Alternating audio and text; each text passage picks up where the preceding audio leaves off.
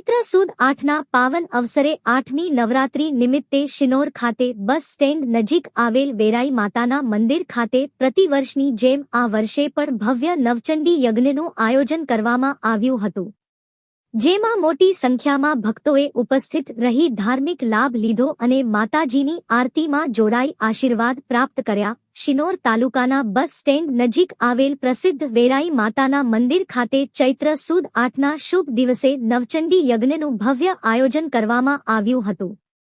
આ યજ્ઞમાં 4 પવિત્ર દંપતીઓએ વૈદિક વિધિ મુજબ બેઠા રહી યજ્ઞનો લાભ લીધો હતો। સમગ્ર યજ્ઞવિધિ નિલેશ મહારાજના આચાર્ય પદે તેમજ તેમના સહભૂદેવોના વૈદિક મંત્રોચ્ચાર સાથે ભક્તિભાવપૂર્વક પૂર્ણ કરવામાં આવી હતી। યજ્ઞ દરમિયાન મંદિર પરિસરમાં ધાર્મિક માહોલ છવાઈ ગયો હતો અને ભક્તોમાં ખાસ ઉત્સાહ અને શ્રદ્ધા જોવા મળી હતી।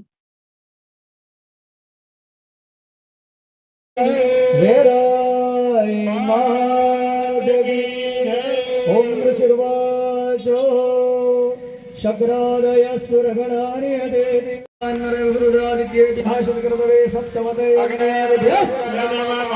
बोल श्री आजे आद्याचार्ये अखंड ब्रह्मांडे पाव्यम। जय माताजी।